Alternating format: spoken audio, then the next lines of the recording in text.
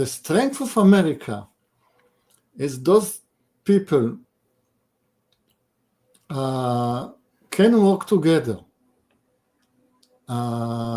in a company, and also the strength, the organization, the ability just technically to create those mega events. It's the organizational skill that exists nowhere else in the world. And I think this is the marriage of Protestant work ethics with diversity. It's unique. High Protestant. So the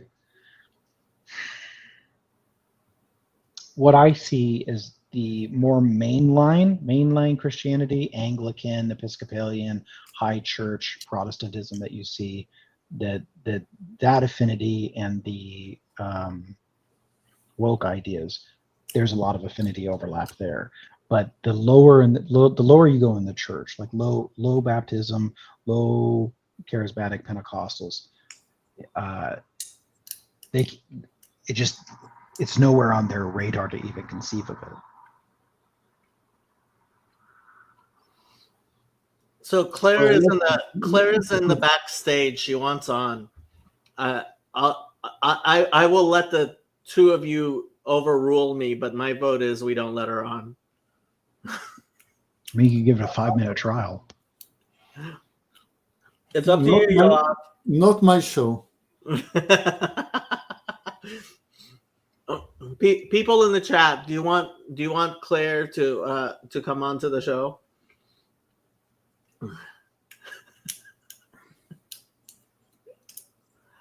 But I missed the last sentence. What is that certain people in America don't grasp? I mean, I just didn't get you at all, the last paragraph. The people I grew up around, Baptists, Pentecostals, low church America, anything diversity woke related it just runs so contrary to how they see the world. Yeah, but I'm talking about real diversity. I'm talking about Hyman and the snake working together. Never seen such a diversity. Never existed before. But it's imaginary. No. It's completely imaginary. No, I'm talking about the snake's upbringing and his private life, and the way he brings up his children versus the way that Mr. Hyman is bringing up his children. Completely two different strategies, I would say. I want to get what you're saying, and maybe now I'm not sure if I understand. So one thing I do see is that there is a high level of veneration and appreciation for the civil rights movement and Martin Luther King specifically, still within the low church, especially boomer age folks. So I see them embracing like this very wide diversity idea, but maybe you're thinking of diversity in a way that I'm not thinking of here. Diversity of thought, diversity of ways of looking at the world. Sure. And just the ability to accept your different fellow human as equal. It's like in the God Fair. It's not personal, it's business. I mean, you can stab your partner in the back, but this is not about him or his ethnicity. It's just business. So what I saw a lot of is in the diversity of thought specifically, okay? Like if they are largely viewing the world through a modern lens when it comes to ethnicity and the use of that word, even, right? And so they go, hey, anybody, any color, whatever, right? Male, female, and they're really inclusive in that way. But when it comes to thought, they go, hate the sinner, not the sin, or hate the sin, not the sinner, right? And so there is a fairly hard line of like, look, it's not like we're going to do something to you, right, or hurt you or something, but we will condemn your thought crimes and the way that you see the world until and we trust the Lord to change your heart. And so we're trying to get you into the service to have this ecstatic experience, to like end up on the front row and to give your heart to Christ. Like, so they go through this thing where it's like high pull to conversion, but high tolerance of like, we hate the sin, not the sinner. Okay, I'm going to let Claire on. Hello, Claire. Good day, gentlemen. I just wanted to have a few words about feminism. I'm delighted that you are making the connection at last. It's been a while, and now we can put the whole thing together and say what the problem is. What is the problem, Claire? Well, your politics is all about immigrants and immigration, and obviously this is a problem of labor relations caused by the problem of gender relations, in that Westerners don't marry and stay together for the sake of the children anymore, making the proletariat unfit for their purpose, necessitating the importation of the immigrant labor that you're all complaining about. It's very simple, really, but I think it is feminism that is the elephant in the room that you would rather ignore and have to work your way around because of the short-term thinking of most men. It is a problem, but it's too much of a Gordian knot to cut, because obviously you already are mostly in relations with women, living with them, and you don't want to upset your girlfriends or your wives who might divorce you under the rules of no fault divorce, which could be financially ruinous and all the rest of it. Okay, Jacob, do you mind if I engage? Please. All right, so we'd have to agree on the terms of feminism first. And then further, I mean, just to get it, like I think one of your main points about immigration, like insider outsider. So if you run a business, or you could use a family model, or you could run you could have a business model. It's just like, here's a collection of a book club, even a book club. If you have like a book club of 20 people, right, and then you bring in 2 or 3, they can assimilate into your book club, right, and like, okay, here's the kind of books that we're interested in. Here's the cohesion. Here's the kind of book club they are, the kind of books that we read. But if you take in too many newcomers too quickly, then the identity of that book club shifts too fast and can become unrecognizable from what it is. And so there's a proper proportionality between bringing in the insider and assimilation versus not bringing them in at all, closing your walls off, or allowing too many in at once. Yes, and it's difficult to get right, because I suppose the tendency for the government would be to think, we've already got so many of them here, a few more won't hurt, and a few more, and a few more, and then it wouldn't make any difference now. I think this is a problem that the Roman Empire suffered from when they became a victim of their own success, and obviously the people who wanted labor prefer to deal with slave labor because it was cheaper. Yep. So Roman Empire too big, right? To have brought in too many outsiders, unable to be sustainable. But you see also an interesting Eastern Roman Empire later on that sort of has to shore up. And there are examples of success where it's like, here's what our identity is. Here's things that had to be shifted. And this is part of the reason that you hear the Eastern Orthodox point to it, not as the highest example, but they're of high points of particular examples of things that are better than what was happening in the Roman Empire before that larger split between East and West. Well, it was inevitable in that, it was so unwieldy that only splitting it would, allow it to be governed in a rational way. And so it was a geopolitical split, wasn't it? Mm-hmm. Now, we might say that there is I'm going to use these gendered terms as a basis, but not it can be taken on by anyone, right? I can take on a feminine kind of thought, and you may not even agree to that presupposition of being able to do that, but I'm going to try to work with that language, and we'll see where we land. So let's say there's a willingness for more entropy, for more chaos, right? Of bringing in more insiders, and it's through an empathy and care, bring them in. Whereas there's maybe like a more fatherly, masculine urge to like, okay, not too many, kind of be protective. But you can imagine a mother sort of doing that too, where she sort of gets mama bear. And sometimes we associate, like when women do that, it's a little bit more of a conservative, sort of masculine-ish kind of take, where it's like, okay, the entropy desire with empathy to bring in a lot of outsiders, right? This happens to the Roman Empire even, right?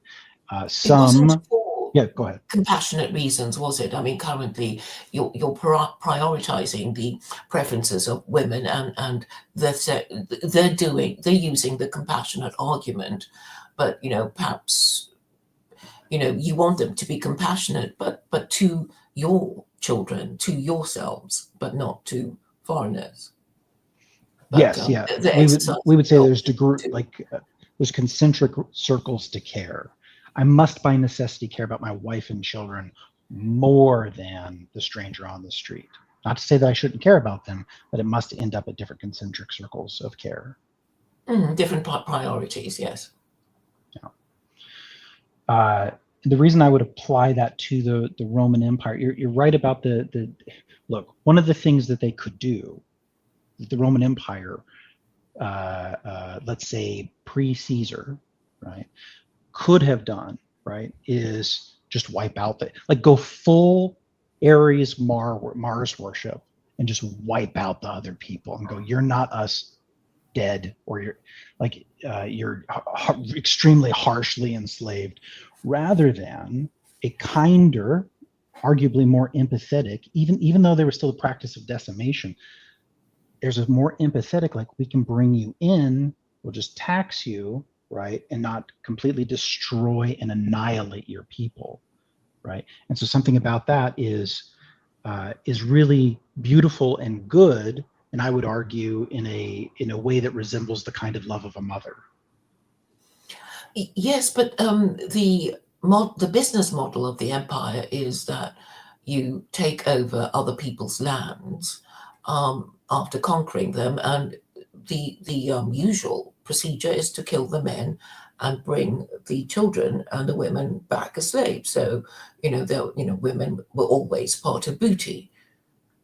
So I suppose that explains why men are more racist and more endogamous, while women are better at learning foreign languages, because traditionally they would be the ones carried away and expected to adapt to a new language and environment, and that is really the key difference between a man and a woman. They get treated differently in war, as you would expect. Yeah, and given the biological reality that we're facing there of just like strength, and look, if men get really carried away, right, with the most masculine kind of urges, in the Christian world we might even say daemons, or classical Greek understanding, right, Mars Ares worship is like an extremely heightened form of the most toxic masculinity that is like full destroy these other people, right? The raping and pillaging thing. Yes. Full raping and pillaging. So we would point to that as like pagan in the like pantheon of gods kind of way.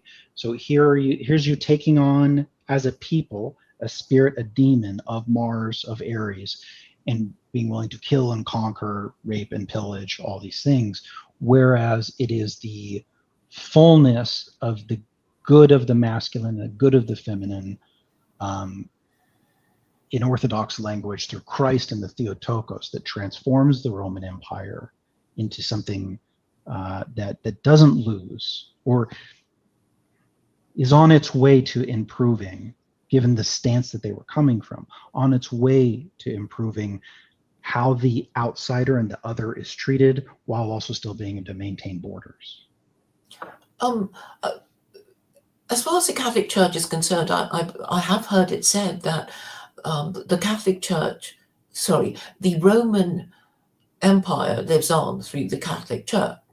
So even though Christianity did not prevent the decline and fall of Rome, and Edward Gibbon, who wrote The Decline and Fall of Rome, actually said that the decline and fall of Rome was caused by Christianity, it survived and turned Europe Christian, and crossed the Atlantic and turned the Americas Christian.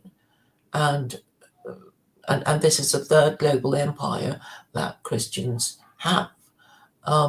But it seems to me, I mean, the problem is that I don't think Christians really believe in the Trinity. They pretend to believe. This is, and they know they can't really defend it, because the usual way of dealing with heretics would be to burn them at the stake. And now, because they haven't got the heart to do it anymore, that they are defenseless against arguments. And this is really the helplessness. And now it becomes a cultural affiliation, which is just a mark of being white and middle class in the West, isn't it? I mean, that's really what it's all about now. So look, there's concentric circles of this too. So let's talk about the inner tighter circles, like leading up to how you end there. Now, Jacob and Yoav aren't going to agree with me. Plenty of other people won't agree with me. But we might say that the way that, here's a starting place, that the way the book of Enoch is a midrash on Genesis allows for a certain kind of second power in heaven perspective that even can like be seen theologically through a Trinitarian model. The assertion from the Christians at the time were saying this is what Paul is, and again, not everybody agrees with me, right? But what the Orthodox Church, the Eastern Orthodox, Greek Eastern Church, what they are professing is that there are those at the time of Christ who are able to, and always did, see even the Old Testament and the Old Testament, the Hebrew scriptures, the scriptures of their people, all these scrolls, through a Trinitarian lens, right? They always saw that. Here's the angel of the Lord. Here's the way that you encounter the Lord without perishing, and that there is that which was outside your reach, right? That which is within your reach, and that which you participate in, that makes a Trinitarian model that even the Greeks that were not Semitic, in a sense, and were not playing, that they through philosophical terms, they were able to arrive at a Neoplatonic Trinitarian model, even though some of that does happen afterwards and given some of the influence from Christians, but those models are there, and in the deepest inner circles of Christian theology, of this Pharisaic inheritance that is in worship of Christ and acknowledges Jesus as incarnate Christ, that is there, and it is there early, and some of us continue to attest to that and attest to it in that way this entire time. It is totemic of Christian identity, is it not, the Trinity? It is, we might say something like, it is the most realistic lens to perceive reality. But that is its unique character, which has been described as a mystery. And I'm sure Christians over the centuries have wondered, because when Constantine converted, Rome to Christianity, he wasn't a Trinitarian. He did call the Council of Nicaea, and the Christian bishops couldn't agree because there was the schism between the Trinitarians and the Arians, or the Athanasians and the Arians, if you prefer. And but the fact was that Constantine and his son were both Arians. And I should mention this conversation I had with E. Michael Jones, who is this Catholic. And I think in an unguarded moment, he actually said he found Arianism easier to believe than the Trinitarianism a Catholic was supposed to believe. And this leads us to the mystery of the Trinity. Why did the Trinity have to be the Trinity? Why was the Edict of Thessalonica passed in 380 declaring that only Trinitarian Christians would be allowed and non-Trinitarians would be persecuted? Let me add a point to Claire's what Claire is saying. You're an Eastern Orthodox Christian, Michael. The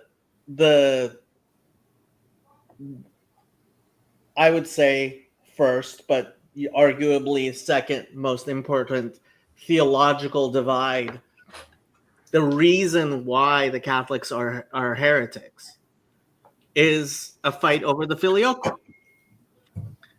The Christian monarchical Trinity. Well, here, so let me give a little bit on that. We would say we're Catholic, and we say it every week. We say it during every liturgy. We are Catholic. The Roman Catholics. We would say we're Roman and we're Catholic. Now, here's you haven't changed your rituals. So the Catholic Church has. What we would say, what I've found most prevalent about what's said about the divide has to do with pride, right? Has to do with you can imagine 5 major capitals of Christianity at the time. All of them have like a patriarch as a guidepost, right? And one of them goes, "I'm above," and the other 4 go, "No, you're not." But it's on top of a lot of nuance that happens over many years of the differences between Latin and Greek, and a frustration to understand each other, and the Latins to really interpret Hebrew and Greek appropriately. And so the divide and the tensions get harder over time. But they were political. Yeah. Oh, they were political too. Don't get me wrong. That plays into this. And so you sort of kind of like now, right? There's like 2 heads of an eagle. There's the political and the state, right? And there's like the political and the polity playing out within the church. And both of these things are going at the same time. But Michael, the filioque is a problem.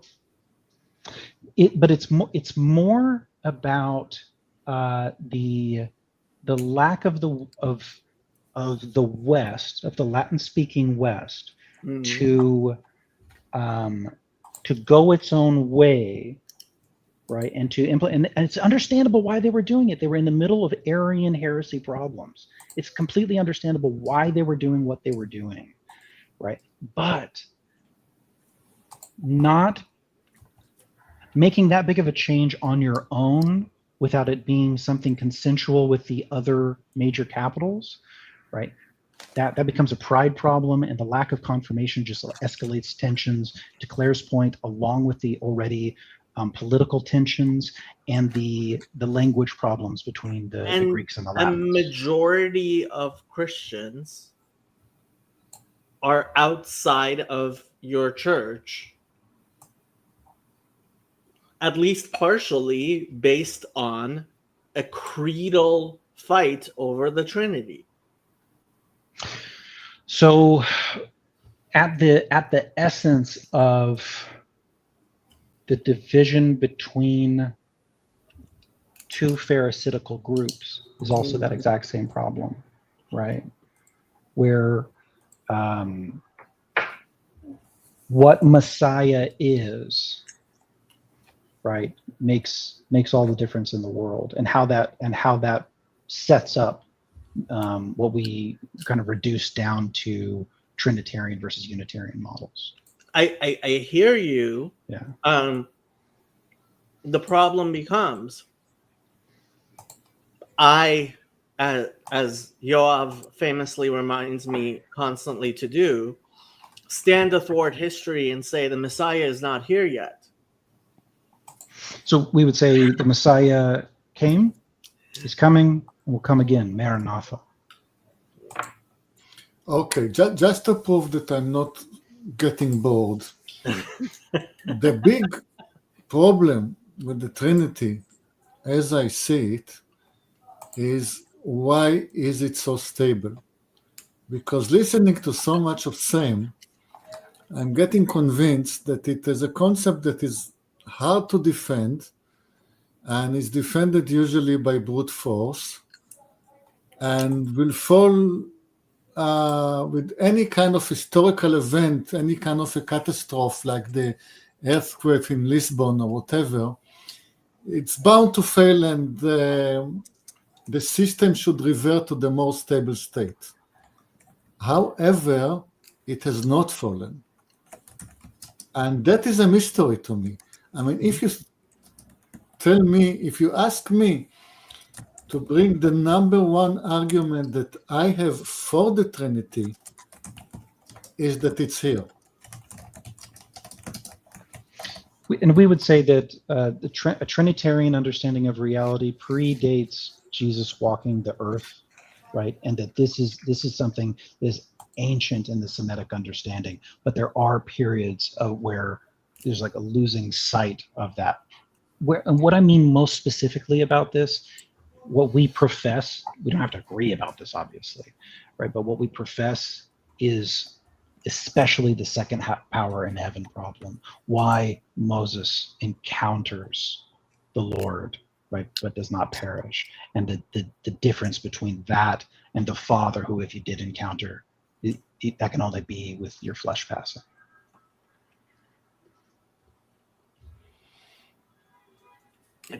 Do we want to go on to solve the mystery of the Trinity? Because I think I have a theory. By all means, Claire. So basically, the Trinity had to be the Trinity because it's the only way for Christians to win the arguments against Jews. Because otherwise, the problem would be this: the Jew would ask a Christian, "Hey, Christian, you worship Jesus, don't you?" And the Christian would have to say yes, and the Jew would continue, "You worship Jesus because you think he's the Son of God, don't you?" And the Christian would have to say, "Yes, what about it?" And then the Jew says, "Your Jesus is the Son of our God of Israel, who is the Father of Jesus, who is more powerful than Jesus, so we win." So, do you mind if I take it? No. Okay. So there is no, what we might say is there is no encountering the Father except through the Son. Using that language of Father and Son is a way to understand this at all. The Son of Man, right, is the only means by which we commune with the Father. The Father is beyond our reach, right? So only by the Son is there an encounter. This is not, remember, there's a time where this argument was being had, and this kind of phrasing, right? What I'm presenting right now is something that's attested to and argued before Jesus even walks the earth. What we're saying about Jesus is that he is fully the Son of Man. He is fully the second power in heaven, right? Completely incarnated, like the way that the Greeks understood how Ares or Mars or Athena or whatever could actually incarnate in the world, right, through fleshly means, right? These daemons could take over, and people would use divination, and the voices of those daemons would actually come out in a similar way. But the only way that that happens, and the Greeks understood this, was through the coercion of those daemons. The nature of Christ is that there is no coercion, which is why he would be, one, born of a virgin, and two, would ultimately be sinless and not coerce someone else into it, because the manner in which the Son of Man, like when you're encountering the Son of Man, he walks with you, he doesn't possess you, unlike every other daemon. I would accept that it's an interesting hypothesis that through some mechanism, I mean, I'm continuing my thread. I'm looking at what makes the Trinity stable. And one possible reason that it's just true. Another possibility that there is some kind of a mechanism, either this or another, in which the existence of Judaism supports it. So that without Judaism, it would have collapsed. It could even be that it is true, and still it would have collapsed without Judaism. And look, from what we profess is that it is the, look, who is Israel? We would say Israel are those who hear and do the Father's will, right? And that the only way that is done is in submission to the second power in heaven through the Son of Man. And that's Alpha and Omega. The reason we use Alpha and Omega around talking about Christ is there's not like some start to it. It's eternal. It's an eternal truth. And we would say that the fingerprints of that are all over Hebrew scripture. As a side note, there is something that is bothering Jacob and his friends, is that Judaism, certainly in Israel, is split between the Orthodox Jews who do not regard me as Israel, because I obviously do not keep the Sabbath, and people like me, people in my neighborhood who do not consider the Orthodox Jews as Israel because they do not serve in the army. And my reply for that is that we are brothers. So if I am Israel, then you are Israel. If you are Israel, I am Israel. Nothing we can do about it. Just a side note, off topic. Also, the matter of feminism was brought up as a subject early in the conversation. I want to tell a story.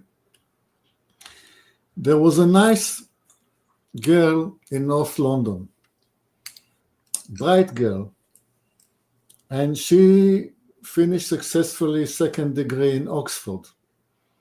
And she was looking forward to a career as a lawyer. And she has made the mistake of taking a trip to the Middle East, where she found a dark young man, and she hopelessly fell in love, and they were about to get married. And her father asked the young man, "You people on the Middle East, you have this reputation with the way you treat your women. What are you going to do with my daughter's ambitions to do something with herself?" And then I replied to him, "If she's frustrated, it's going to be my problem." So she immigrated to the Middle East, and she had to study law in Aramaic rather than in English. Yes, Jacob, you still have to learn some Aramaic to pass the law exam in Israel. Mazel tov. And then, when she was just about to start her very promising career, she decided she wanted to have some children, which is the best decision she ever made, because then was just enough time to raise the kids and still do something with herself afterwards. So this is the right solution to feminism. Not all people in the world take the right decision in their life. And the people that take the bad decision will perish. That's evolution for you. Well, again, we'd have to come to terms on what you mean by feminism, what Claire means by feminism, at which phase, in different, like, we can all point to that word, but we've got a Tower of Babel problem where we don't necessarily all mean the same thing at all. I'm aware of first, second, third wave feminism. I have a lot to say about. I observed it. I had an HR head of HR in an organization who was an nth wave feminist, and then she left, and then came the N+1 wave feminist instead of her. And I pointed to my boss how much I could find fault in that, and said, but did you prefer the previous one? And I said, the next one is the punishment for of the first one. Not only she did replace, and this is what I didn't say.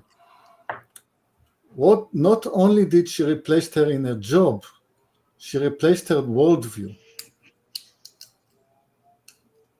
So this is the way of sinners. So one of the things I've been thinking about a lot over the last year and a half, 2 years, is how the loss of the veneration for a girl who was blameless under the Torah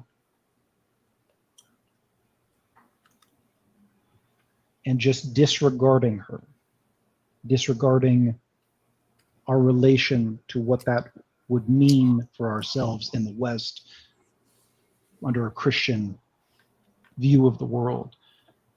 If you lose that, right, then the way that husbands and fathers treat the women in their lives, the various aspects of feminism and what we've seen through these different waves, or however you want to define it, are a reaction to the rebelliousness of doing the highest good for men because of the loss of that veneration.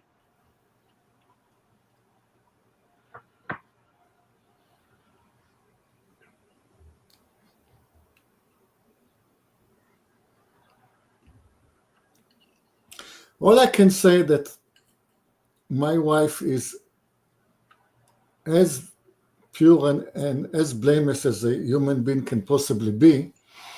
So I respect her, and she can believe seven misleading left-wing beliefs before breakfast. I will still respect her. Which is beautiful, right? Because, like, inevitable.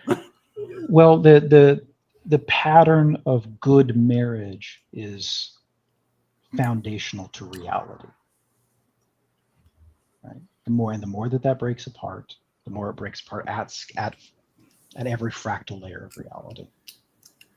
But Western governments do not support marriage, do they? This is why I live in the East.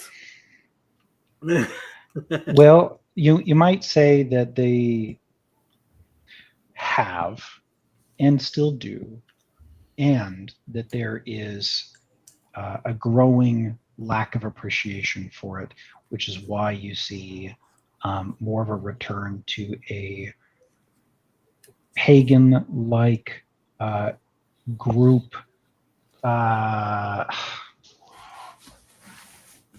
polyamory, multiple partners, like as the further that we get in Nietzsche's shadow of where we serial came from, monogamy. yeah.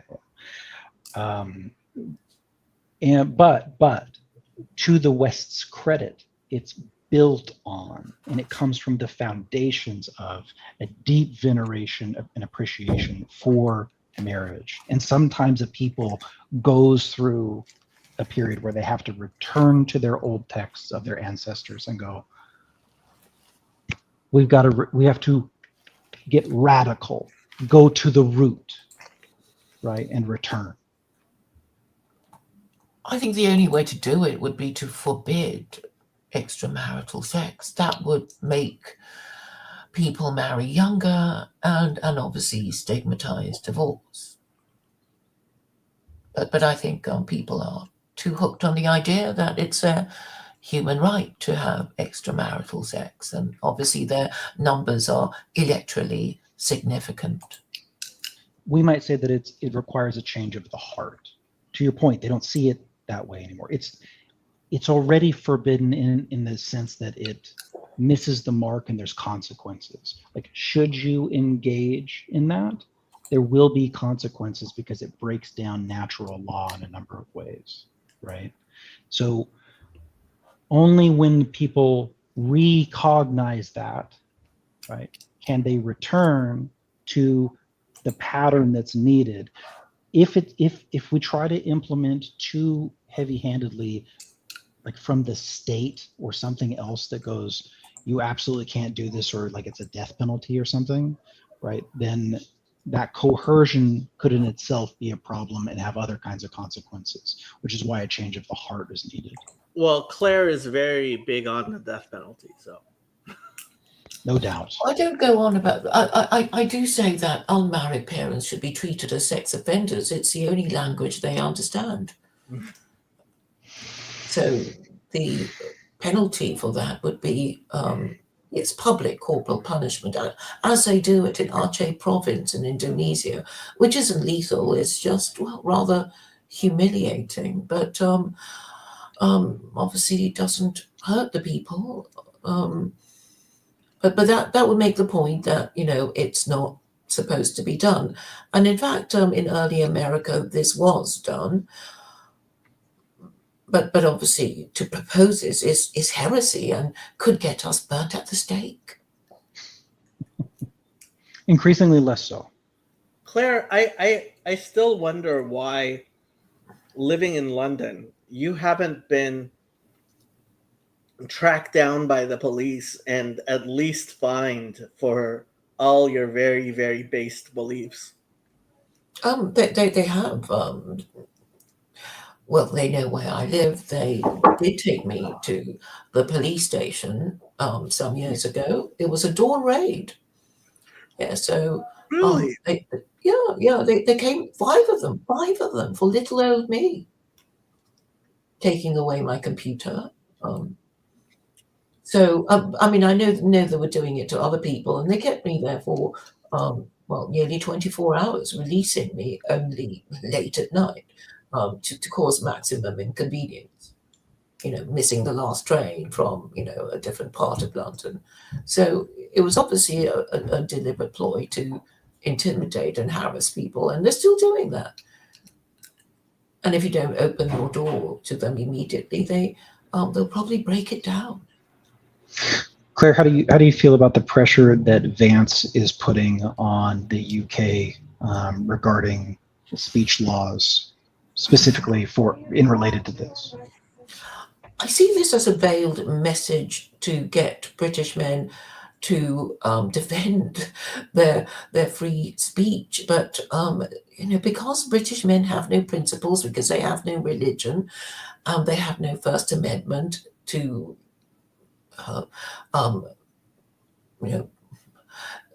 they have no First Amendment rights, so we have no free speech. You know, people do get raided for you know, Facebook posts and singing songs and all kinds of things. So the statement that the British have an unwritten constitution is one of the biggest lies of all. Which I guess increasingly they no longer believe. But you know, I don't think Americans are in a much better position either, even with your First Amendment, because obviously a rule is only as good as those prepared to enforce it and seek its protection. We're in a seemingly we're in a better position because we're allowed to have firearms, and that's it's a deterrent from a police officer who's like, do I really want to enforce this at the risk of some like hillbilly being pissed off that I'm going to try to raid him? So there's something there. I am curious if the totalitarian speech control that you're seeing happening there, if you equate that, if you see that as a symptom of some kind of feminism. Well, it is atheism, really, because I think instinctively people know what they could be saying and could be doing, but they're too scared. And atheism prevents people from doing the right thing because they think, well, if I say this, I might lose my job, I'll be cancelled. Maybe my girlfriend would withhold sexual access and my wife might divorce me under the rules of no fault divorce. The consequences could be ruinous, so they don't do it and they pretend it's not happening. I think a lot of male neurosis is this. They literally can't believe how helpless they are and how unlikely success is if nobody else supports them. But nobody will support a principle. That is really the problem, because they don't believe that good will be rewarded and evil punished in this life or the next, because deep down they don't believe in God. And I think this is the terrible conundrum of Christians who only regard Christianity as a cultural affiliation rather than, a foundational moral and belief system. Which we might say is a Western perspective on Nietzsche's critique. Right. Well, he was the one who said, God is dead, what shall we do? We who have killed him. And I guess he was referring at the time to the Kulturkampf in Germany when the German government was going around unifying Prussia and the other German states it had just conquered. And that was obviously disruptive, and the Catholic Church was, basically told to get lost. And that's the year when the edict of papal infallibility was passed. So, Claire, would you have made Nietzsche take the Shahada? That's the question we want to know. well, I wish he'd said a bit more about. He did mention Islam, didn't he? But saying, oh, these Arabs are terrible people. We can't possibly adopt their religion. But he was, looking around. We don't know if he actually read it or not. I mean, the Muslims, if you think about Muhammad, he had a great affinity for pagan sort of ideas. If you think about it, the idea of power, he loved licking stones, all that kind of stuff. That's very Greek. Well, I don't know what you're referring to about Muhammad being pagan, considering he's really an ethical monotheist, if you accept that Islam is ethical monotheism. Well, I'm going to mute.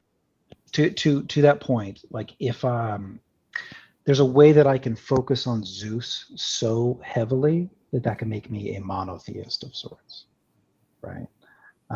But we might say something, at least from the Orthodox Christian lens, we would say something like that is happening as a result of the principality that ends up at the top of the hierarchy for Islam. I'm not sure what you mean, I'm afraid. That's okay. So the attributes, you know how earlier we were talking about a Semitic monotheism versus a Semitic Trinitarianism. Well, it can, in a way, right, depending on what you actually do and where you put your attention, which is effectively worship, change your orientation, right? So we go, okay, well, what are the fruits that we see coming out of Islam? Okay, it's like, well, which faction within Islam? Because there's different ones and there's different fruits. Well, But- the Iranians got their country back with Islam. Mhm, mhm. So could Americans. No, are we just going to stay here and just let that blow? No way. Come on, Jacob. Say something. Come on. Okay, I object to the sentence that the Iranians got their country back due to Islam. First, you want to analyze the ethnicities in Iran, and there are more to Iran than Iranians. Yes, And Jews then live there. The Jews live in Iran, and Rabbi Mizrahi actually said that Jewish parents are more likely to bring up believing Jewish children in Iran than they are in Israel. And how disgraceful is that? That was what he said, Rabbi Yosef Mizrahi. But Oh, of course, it would do under. that is not what I was referring to at all. But again, the sentence that I was objecting to was that the Iranian got their country back with Islam. This is what I dispute. But I will not follow the subject any further. I'm not an expert on Iran. Claire, to that comment though, the faith of Israel will always thrive more under persecution. Well, half of Jewry are Hilonim, right? They're secular Jews, and according to, well, Torah principles, and they're not even supposed to be around because the penalty for breaking the Sabbath is death by stoning. So, you know, this is a conundrum that Jews themselves have not been able to solve. Okay, so I have to address this. One of the things we keep on talking about, and one of my favorite jokes, is why did God create Mormons? So that Christians would know how Jews feel. And if it was not for Islam, Christianity would have a much stronger claim to the truth than it does. And if it wasn't for Christianity, Islam would have a much greater claim to the truth than it does. Well, because of the competing claims of... Yeah, the competing claims of Islam and Christianity are what show you that Judaism actually has it right. Because both Christians and Muslims call Jesus the Messiah. And they're both obviously wrong. Because if either one of them was right, the other wouldn't exist. Well, But the it identity... creates that stability. Now, let me just explain. So this idea of the Jewish death penalty, right? So when I started talking to Keith Foskey, right, he had this idea of, well, Jesus took all the punishment, and therefore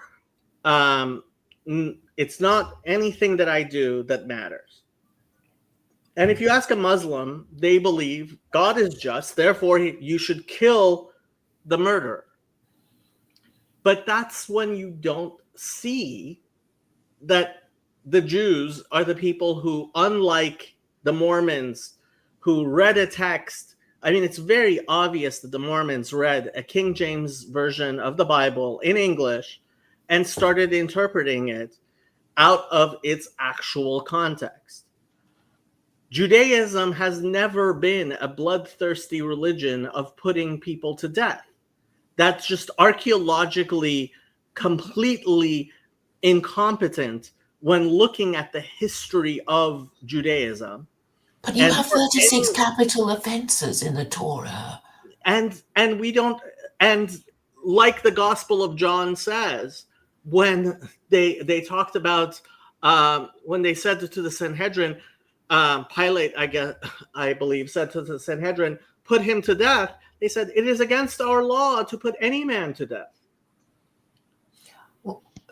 I thought the whole point of Jesus being brought before Pilate was because after the Romans took over, the Jews no longer had the power of death or life over their own populace, but they still wanted then to when Pilate said, go and judge him according to your laws, the Sanhedrin's response was, this is not according to our laws to put people to death.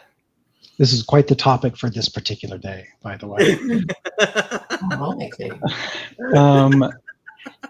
So I was just listening to Eric Metaxas, who does the Socrates on the City stuff, who is a really interesting figure. Former Greek Orthodox, currently Protestant. Yeah. Well, he's complicated, right? but one of the things that's most interesting about him is that I know about him because he would show up on my low church parents' television or YouTube Rumble channels that they watch, like super pro-Trumpy, Patriot Front, these kinds of things. So he shows up on there, but then he crosses all the way over to like interviews with Peugeot and McGillicrest and cares about Peterson's work. And like sometime this week had one of our quirky Orthodox theologians, this lady, Janine Constantine, talking about this particular issue, right? And how Pilate, right, who knows these people well, knows the Jews well, right, has been presiding over them for some time, right? And he's going, I don't think that this doesn't seem like the fight. This doesn't seem like the thing to really get riled up about, guys. And so he keeps trying to give them an out over and over again. Like, no, are you sure? Are you sure that this is what you want to do? And he even gives them another. He goes, what about Barnabas, right? What about this guy or Barabbas? Like, here's another out. And then you could even save face, right? To where you're not dealing with this Jesus guy. This doesn't seem to be, so much of an issue. But they won't take it. They won't take it, right? They're so enraged. They're so upset. This particular subset, right? We can't just stuff everybody in one box here. Whatever subset of leadership that was in play in particular parts of that leadership were enraged, and they push it and they push it and they push it. And Pilate goes, okay, I guess, whatever. I'm gonna wash my hands of this. I can't deal with it.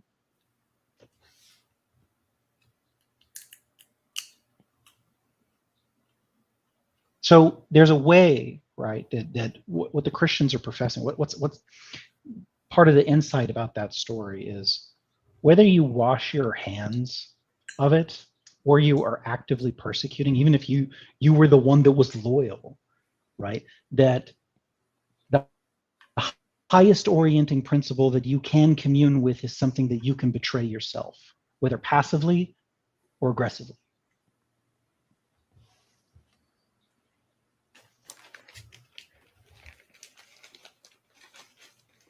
I completely lost Good track Friday, of what we were everybody. talking about. That's what we do here, Andre. Have you not been watching my channel? This is a conversation we're having about the democratic strategy in the American public. I mean, I was still on the I was still on the it's not lawful thing for us because I was looking at that. John Chrysostom, a fan favorite, says this may mean that Jesus was meant to be killed by both Jews and Gentiles, or that the Jews couldn't legally crucify anyone, though they did execute people like Stephen by stoning. But I'm guessing the reply would be, well, who says that Stephen was stoned? Is that going to be the reply? Well, that could be the reply, but more clearly, the obviously in Acts 7, you read quite clearly that it was not an actual court, like that wasn't a regular like that was mob justice at best. Yeah. There's no reason to really like push that on any particular group and thinking that any particular group even thought that was a good idea. But missing the mark right, means that we do things that are unjustified, right? We're missing the mark. We didn't hit the aim. Yeah, I guess that's the How- point, right? Like, is it possible that they just did something that was not lawful by any standard? Or is it that they always went and did the exact correct thing in every single situation and they never made a mistake? Is that what we're saying about the Sanhedrin? Well, we could say that about Pilate too. It's like both Gentile and Jew are missing the mark here. Everybody's missing the mark. Well, okay. So the first thing that that Herod did when the Romans brought him into Jerusalem was he killed half of the members of the Sanhedrin. So the idea that the Sanhedrin at the time was widely beloved by the Jewish people is not a thing.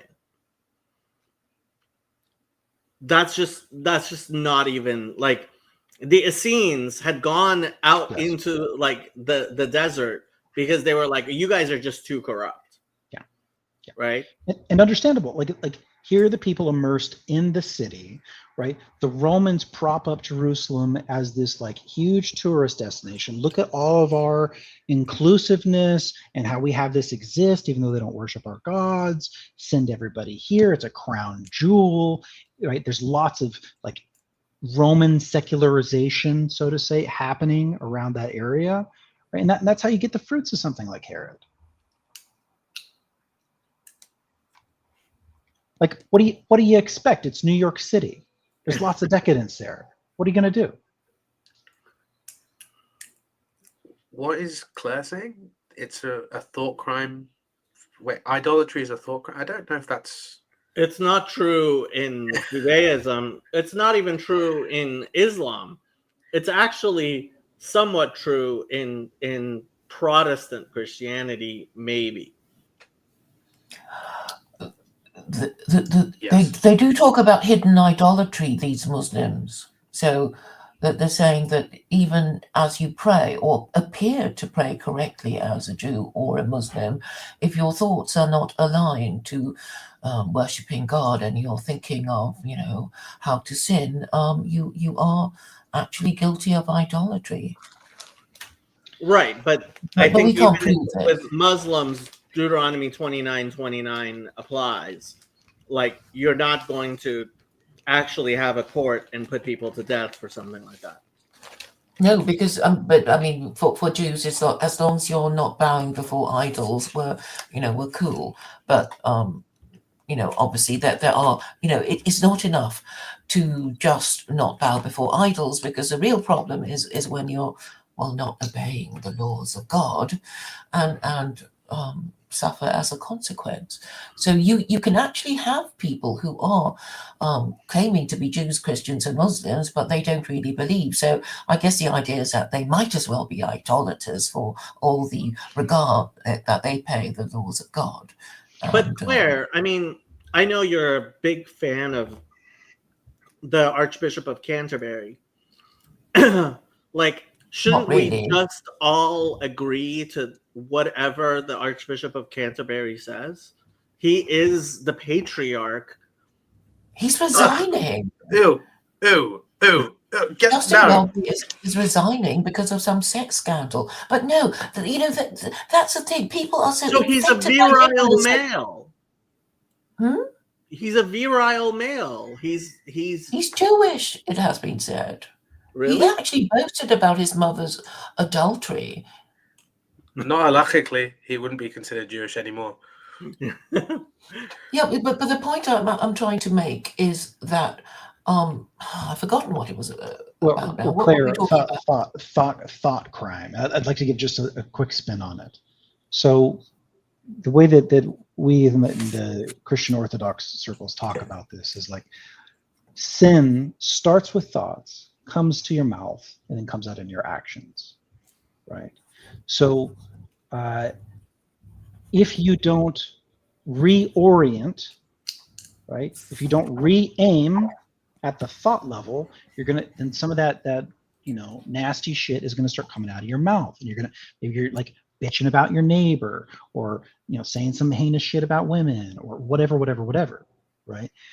So starts here, comes out of the mouth. And if you don't stop it in your mouth, then what you might start doing gets pretty crazy, right? And so there's these levels of missing marks. So there's a way that what Islam is getting at, right, is fair. There's a way that it's fair, but the highest orienting principle and the kind of fruits that it produces are not something that we agree on.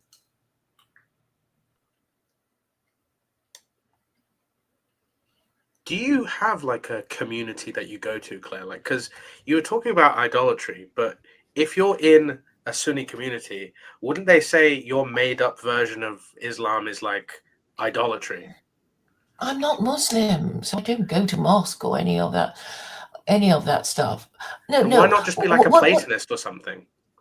I don't know why people keep talking about Platonism when they mention this. I mean, Plato was not a Christian, was he? So why have Christians talking about Plato? I don't get it. No, I'm asking Okay, like you want some oneness principle. I actually checked. Justin Welby was even his maternal grandmother is not arguably Jewish. Apparently, he's of Huguenot descent, whatever that means. But yeah, he doesn't have any Jewish blood. French Protestants. Yeah. Yeah, but he said his mother had an affair with somebody. Who was So working. maybe his dad was Jewish. That doesn't make him Jewish. Yes, I agree. But anyway, he was sort of boasting about it. I mean, that's how low the Church of England has become. But I was going to make the point that I find it so exasperating that nobody can actually entertain the idea that if there is an afterlife, if God exists, he might not be Jesus Christ. And those of you who insist on thinking of him as Jesus might be in a bit of trouble if you were to meet God in your afterlife, and God is not going to be a good liberal and agree to disagree about his mother being Mary and all that kind of thing. I want to connect it to the question of Plato. As I see it, Plato did exercise. He exercised in philosophy for the students. And the problem that he gave is about Aphrodite, the goddess of love. As a goddess, she should be perfect. But the act of love, meaning that you are desiring something, that you need something. So how could she be the goddess of love? And perhaps one solution was through the introduction of Eros. And Eros is half god. So he can be a half god of love. He's not perfect, but he's still representing the love that is missing something. While Aphrodite can be representing the love that is perfect and not in need of anything. Sort of. I'm not a philosopher, so just very rough sketch. And also I know that Plato presented the idea that a part of all the plethora of gods that he knew, that there exists a creator, because philosophically he recognized that there should be one primal reason, Oneness. which he thought more in mathematical geometrical terms rather than in personal terms. And the Christians treat this as a beginning to Christianity. The idea that you have an intermediate, a half god, and the idea that there is a creator, sort of a beginning of a thought that leads to Christianity. This is why they like Plato so much. And I would like to also point to the fact that Eros is presented as a child or a baby with wings, and angels in Christianity, unlike in Judaism, are presented like children or babies with wings. So there is an affinity there. The problem that I face is that I regard God as infinite, and I regard myself as finite, and I personally cannot bridge that gap, not by one intermediate person or or any number of intermediate entities, except infinite number of intermediate entities. And the thing that is a collection of infinite entities between me and God is exactly Jacob's ladder.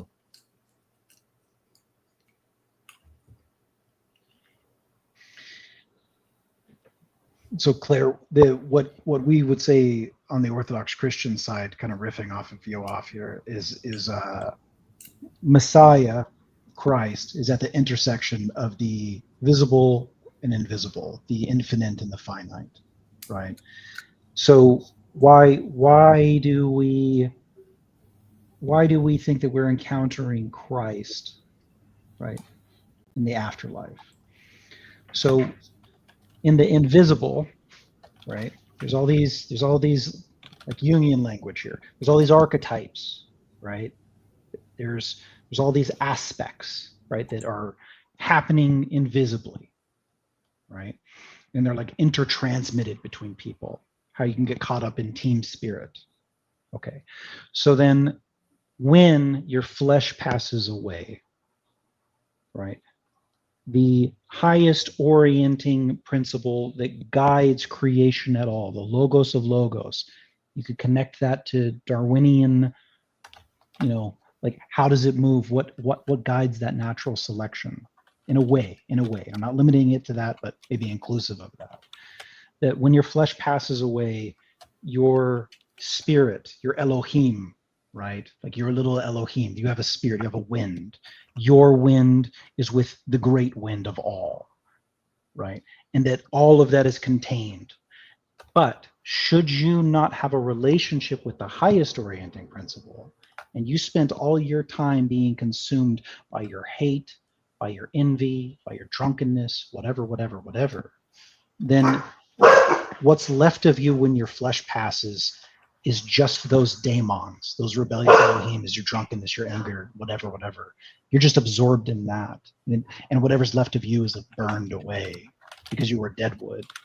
But to whatever degree you were aiming at that light and the darkness is a communion and a relationship.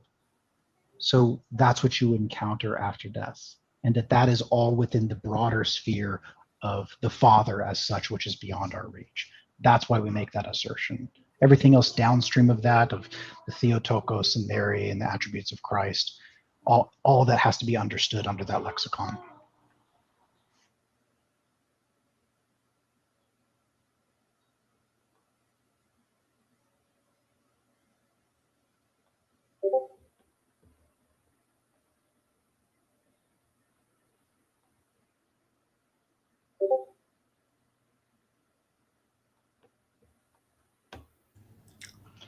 Somebody's on Discord. Is it you, Jacob? Yes, I am on Discord, and You've zoned out. well, there are things I have to deal with.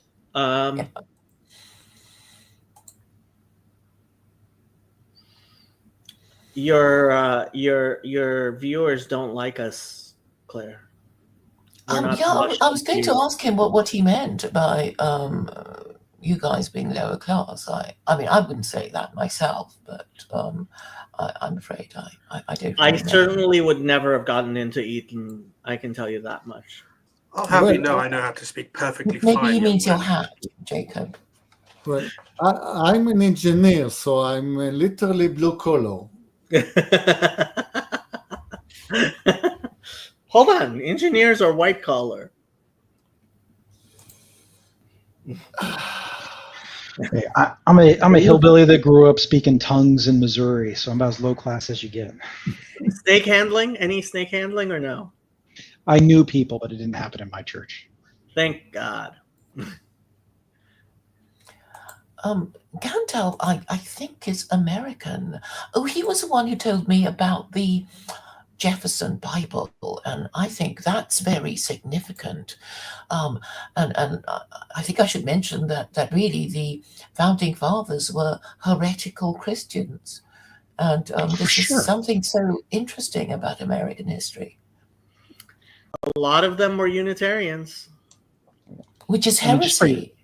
it's a bunch of Freemasons, basically. But we would, I mean, look, from the Eastern Church perspective, they were breaking off from a heretical group to begin with. So it's just like a lineage of various heresies that shatters once and then shatters again and then keeps shattering. I posted a picture in the tech department of Jacob Server, of an engineer, how it was imagined as I started my career. And is somebody in a white lab coat. Nobody, no, not nobody.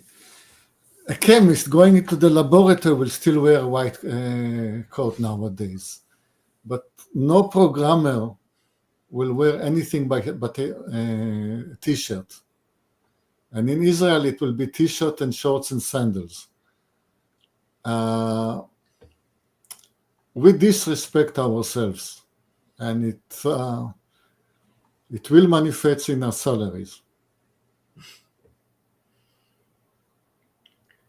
So you reminded me of a story when I was a few years ago. I was helping I had just gotten a new phone, and I was helping my parents replace their old desktop.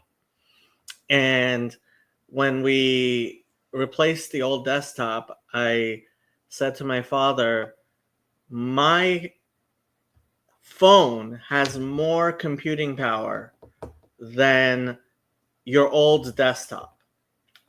And my dad told me that when he was an engineering student in Haifa, he used to be, what he had to do was write all of his programs in with using punch cards, and he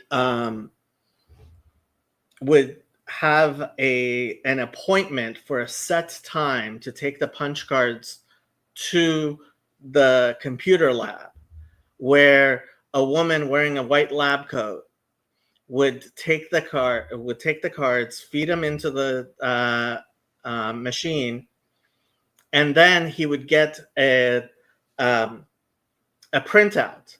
And if there were any mistakes in his code, basically he would nothing would print out, right? And he said that entire building had less processing power than your phone.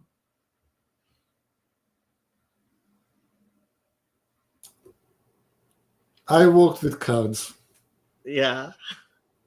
As a young boy, somehow I had access to those rooms, and I would sort of sneak between the legs of the grown-ups and type my cards and put them in the computer and wait a couple of days and get a result.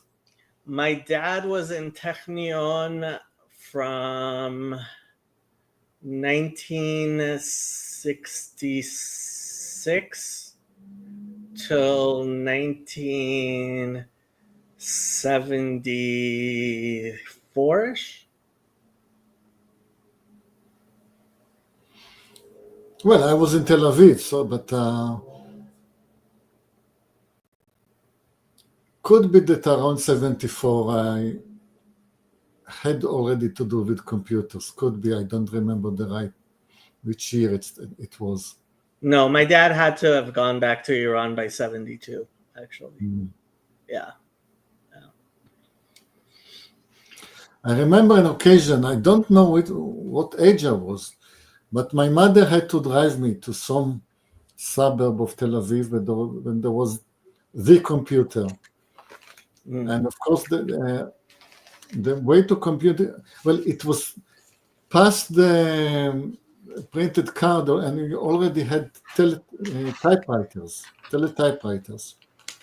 So I was supposed to type my program with some kind of typewriter, and I was about or starting to type my program. Well, there was this room where there were maybe 10 or 20 of us children, each on his own teletypewriter. And suddenly there was a murmur or a rumor in the room, run $XO. Everybody was sort of repeating, run $XO. So I typed RUN space $XO. Mm. And then the computer printed the layout of the tic-tac-toe game. And the computer offered to play tic-tac-toe with me. Mm. And I did not expect that of a computer. So I played a little bit of tic-tac-toe. Who And won? then there was another rumor in the room spreading, run $gunner. So I typed run space $gunner, and it was a simple shooting game on a teletypewriter. And that was the last time I seriously regarded computers. It was all fun and games since then. I remember not too long ago, I was over at my parents' house. Actually, I was here. This was my parents' house at the time, but I needed to use their internet, and they didn't have Wi-Fi at the time. So I had taken the cable out of their computer, and I was using it with my laptop. And my mom said, "Can I use the computer?" And I said, "Well, you can use the computer, but it doesn't have internet." And my mom said something that floored my dad and me, kind of. "What can you do with a computer that doesn't have internet?"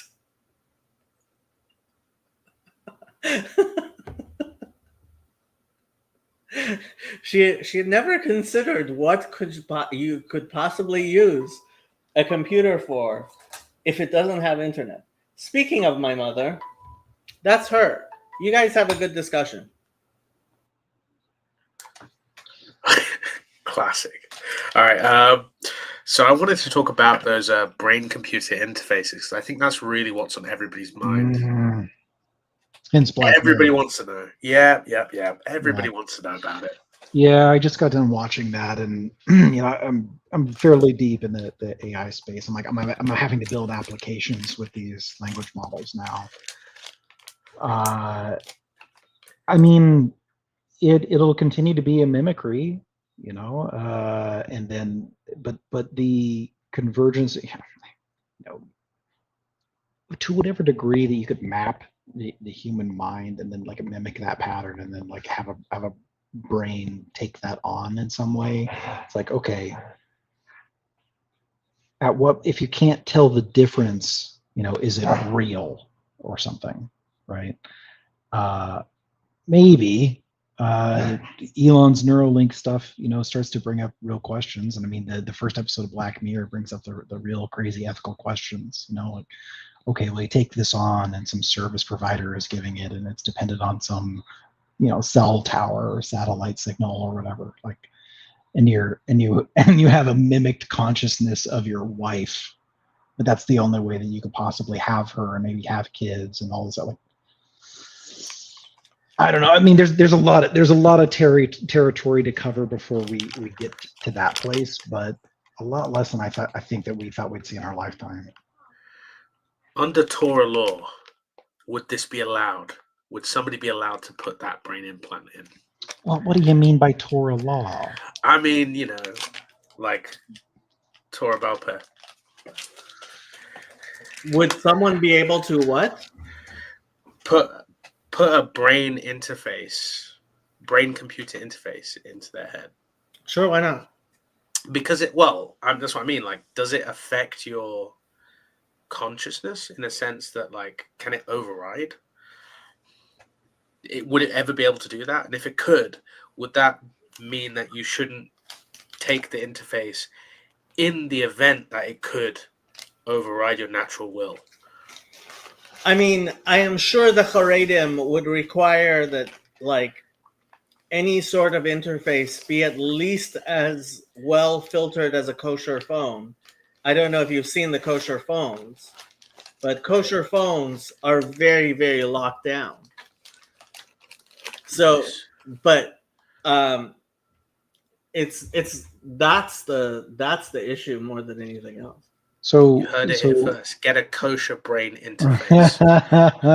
Well, so one of the things that came up between Morgan and I is like a pacemaker, right? The relation between this and a pacemaker, right? So here's this fundamentally mechanical thing that is replacing a deeply human part of you and allowing you to survive, right? And so it's a little strange, to me, that's a net good and defensible. Obviously, it touches consciousness less, but it's part. I think something like that ends up part of the conversation. So when Grok 3 came out, I decided to test it out, and the way I decided to test it out was I asked it about the controversy between Rav Moshe and the Satmar Rav about surrogacy. Now, Rav Moshe, I know who I was referring to, but as you can imagine, there were many, many rabbis named Moshe, right? So I didn't give the last name. And then I asked about the Satmar Rav. Now, there is the Satmar Rav that everybody knows you're talking about. But since the Satmar Rav died, there was another Satmar Rav. And since he died, there's been a division between the two sons of him regarding who's the Satmar Rav. So I figured I was adequately testing Grok's ability to figure out context, etc., etc., etc. And I had actually misremembered the famous controversy between them, because the famous controversy was actually more about the fact that at the time, IVF was done using sperm from not the husband. Now, what had happened at the time was there was a big controversy because Rabbi Moshe Feinstein, who was and continues to be a very beloved figure, widely respected, was of the opinion that since there's no actual adultery, it's permissible to have IVF, even using semen from a donor. And the Satmar Rav, very much his type of thinking was, you're getting involved with a marriage and the most intimate parts of a marriage, which should never be done. And so he absolutely forbade it. Now, interestingly enough, when I asked Father Eric about the Catholic position, because they're very anti-IVF, I was trying to understand it. His main thing was that, like the Satmar Rav, he was like, this is a marriage, this is a mystery, you shouldn't get involved in it. Now, when I asked Grok, I was very surprised how well it analyzed the entire situation, including talking about the broader philosophical debate between the Satmar Rav and Rav Moshe, it talked about all of that. I actually put the response into my Discord server for anybody who's interested. But it also mentioned that now it's been a good, I believe the Satmar Rav died in the 80s, early 80s, maybe late 70s. That by now, Rav Moshe's opinion has completely won out. Rav Moshe Feinstein's opinion is the opinion that is generally accepted among Orthodox Jews. Well, so should a child come into existence that doesn't recognize attributes of their father and their mother within them, right? There will be an identity crisis of some kind at some level. Could be small, right? But it'll exist, right? So there's a problem. The carrying the weight as either the husband or the wife that this child either wasn't yours, right, or was introduced through means that weren't the most natural, right?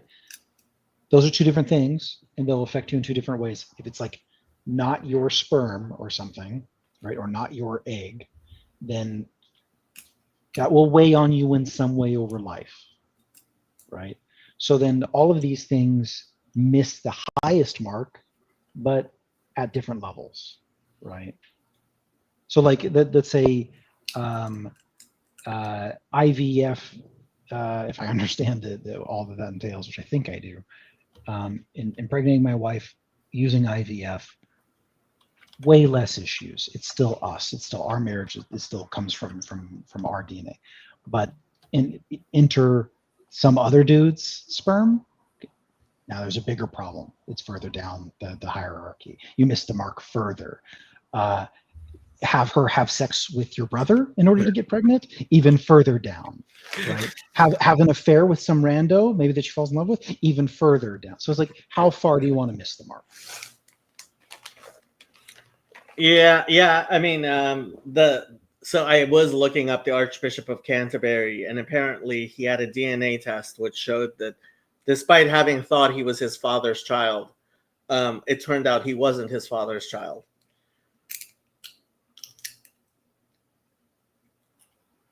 DNA has revealed a lot of things that were hidden.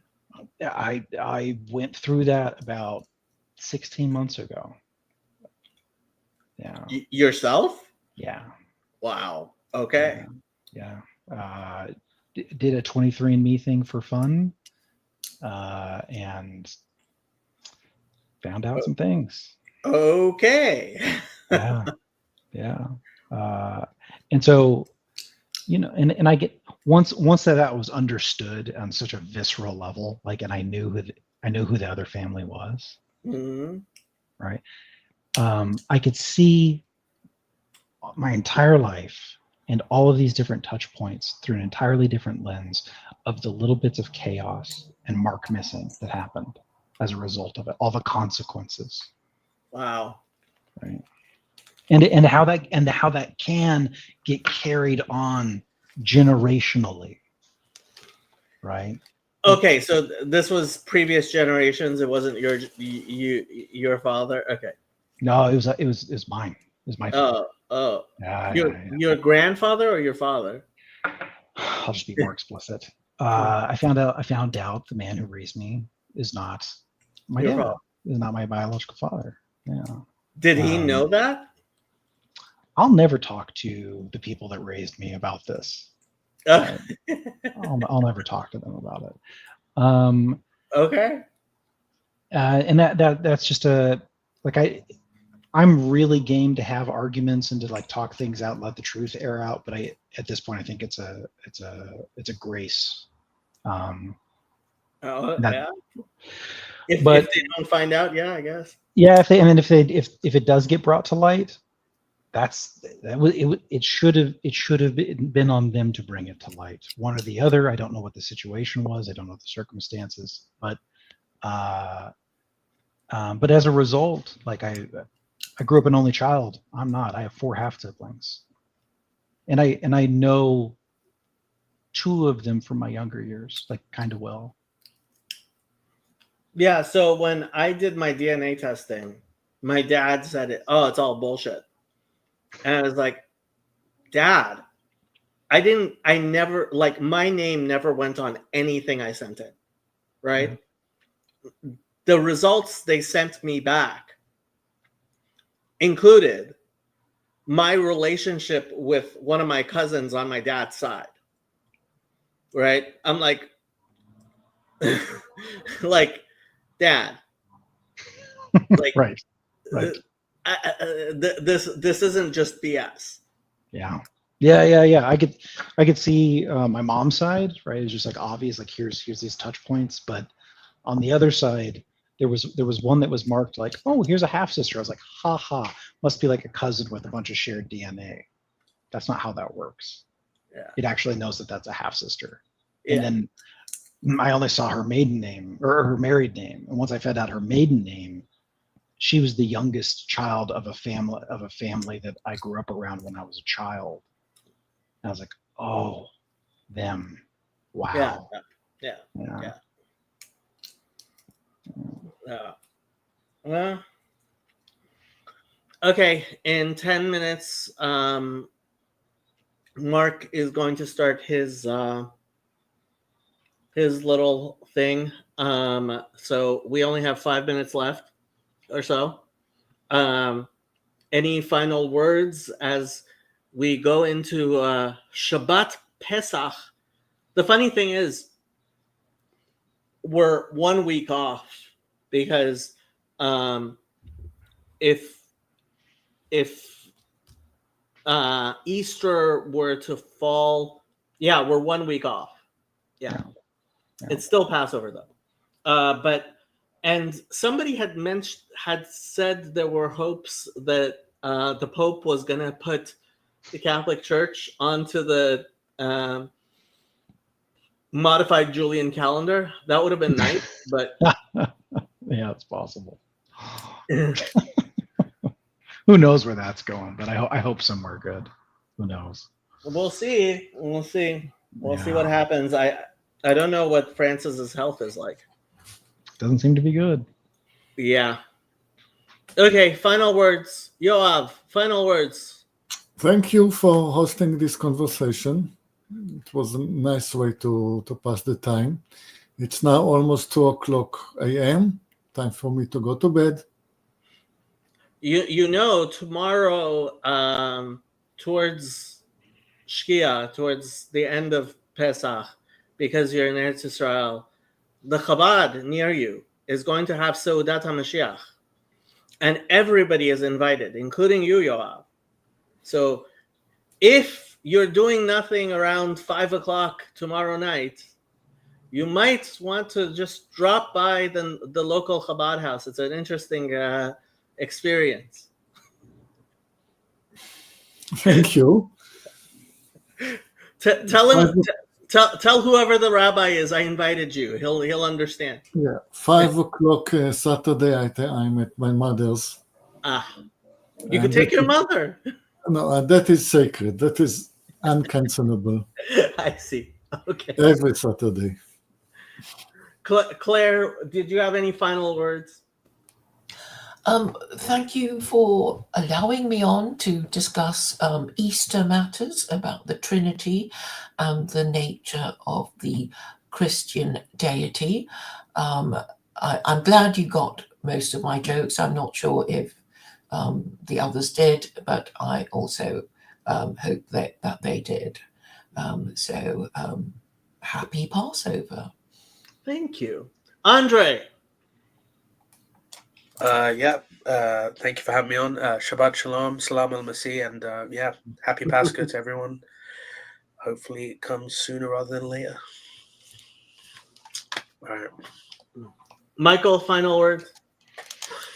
Thank you as always. Had fun jumping on and playing. Claire, if Claire's still listening, I found that Claire engaged in good faith questions largely, and like, at least from my perspective, and they're And the kinds of questions and the kind of dialogue that was brought up are things that I absolutely would have said a few years ago, but they also are within a certain kind of lens that strikes me as shallow, a shallow representation of the traditions that are being talked about. And there are depths upon depths to these things. And I encourage Claire and anyone else to be curious enough to wonder. Well, it seems that even after 4 whole hours, we have not actually resolved all of the disagreements between Judaism, Christianity, and Islam, or even the Democrats and the Republicans. I did do the stream as kind of evidence that I think the Democrats are making huge mistakes, tactical mistakes, coming up. And I like to see whether I am being blinded or not.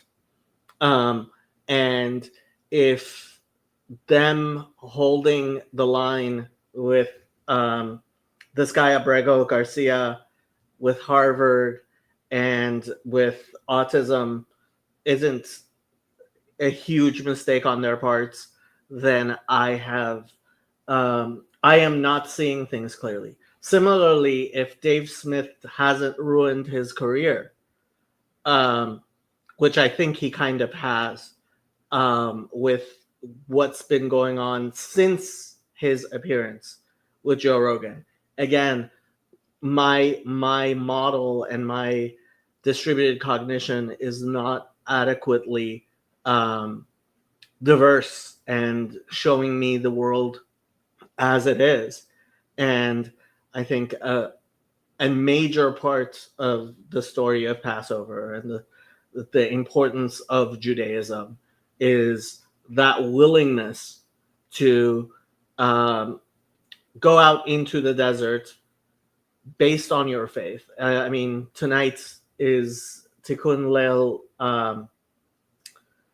Pesach. It is a night that the Jews, there's a mystical tradition to stay up all night because this is the night that the sea parted. And in commemoration of that, at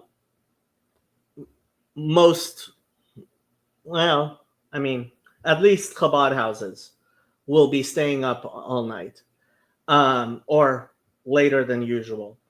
And that splitting of the sea is about being able to see things that you were not otherwise able to see. So, good things, happy things, and revelation, and the coming of that day when the knowledge of God covers the earth as the waters cover the seas. I'm going to use host's prerogative to put the Reverend Parcells to bed because he does need to get up in the morning. Sorry, Reverend. Thank you. But before he goes, I have a question.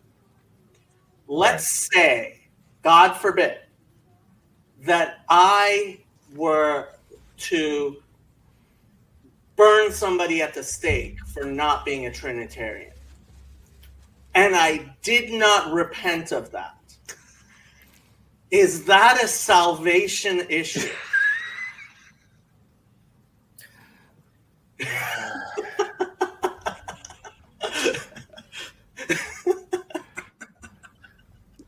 Sometimes Jacob takes that devil's advocate thing too far. There's a proverb that says something like, "Don't answer a fool according to his folly."